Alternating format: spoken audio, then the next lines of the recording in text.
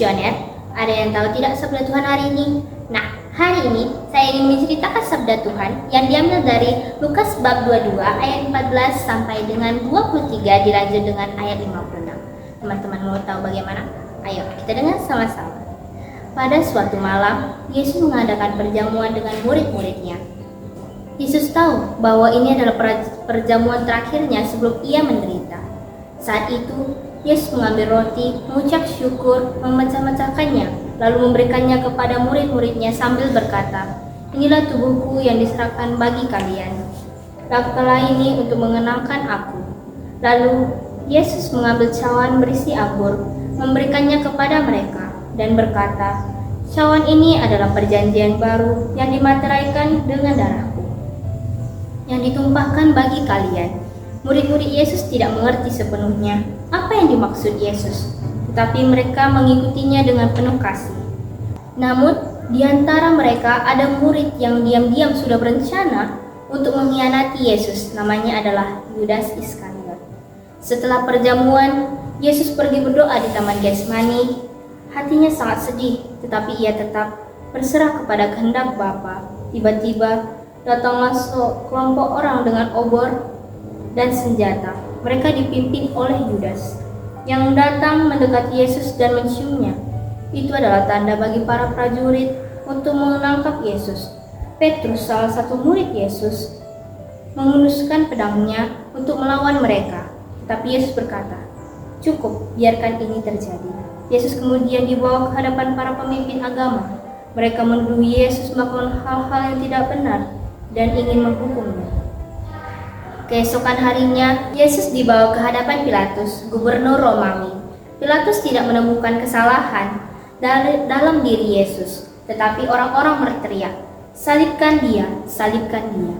Pilatus akhirnya menyerah dan menyerahkan Yesus untuk disalibkan. Yesus harus memikul salibnya yang berat ke Bukit Golgota. Di sepanjang jalan, banyak orang menyaksikan dengan sedih. Seorang pria bernama Simon dari Kirene dipaksa untuk membantu memikul salibnya.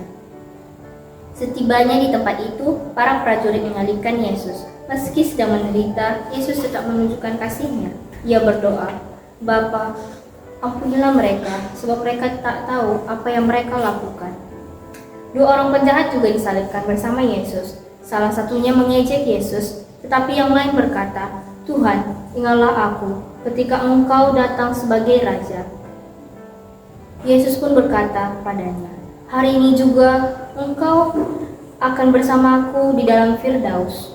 Saat itu, matahari menjadi gelap dan tirai bait Allah terbelah dua. Yesus berseru, "Ya Bapa, ke dalam tanganmu serahkan nyawaku."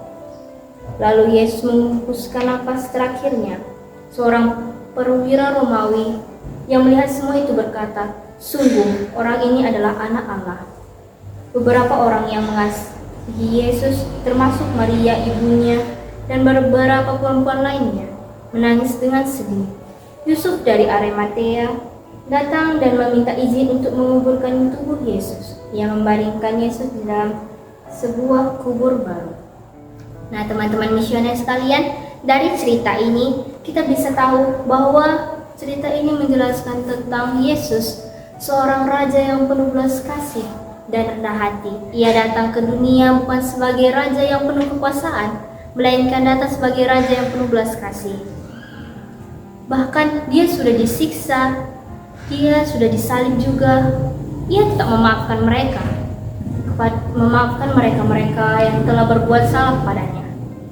Nah, teman-teman misioner sekalian, mari kita kembali merenungkan isi dari semua tentang kesengsaraan Tuhan kita Yesus Kristus. Mari kita menyambut Tuhan kita Yesus Kristus dengan hati yang tulus, bukan hanya dengan daun palma juga. Tuhan Yesus memberkati kita semua. Amin.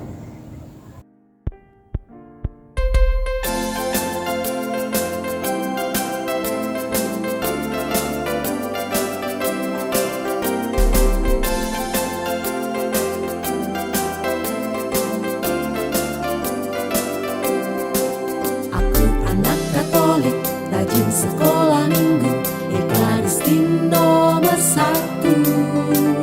Tidak lupa belajar, main bersama teman. Tuhan Tuhan Yesus sahabatku. Aku anak Katolik, rajin sekolah minggu, Ekaristin nomor 1. Tidak lupa belajar, main bersama teman, Tuhan Yesus sahabatku.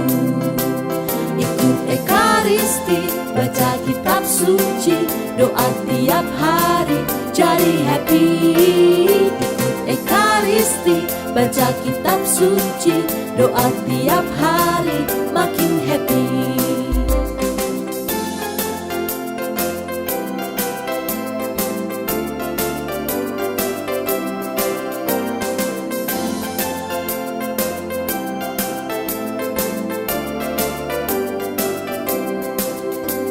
Anak Katolik, rajin sekolah minggu, Ekaristin nomor 1. Tidak lupa belajar, main bersama teman, Tuhan Yesus sahabatku. Aku anak Katolik, rajin sekolah minggu, Ekaristin nomor 1. Tidak lupa belajar, main bersama teman, Tuhan Yesus sahabatku. Ikut Ekaristi, baca kitab suci, doa tiap hari, jadi happy. Ikut Ekaristi, baca kitab suci, doa tiap hari, makin happy.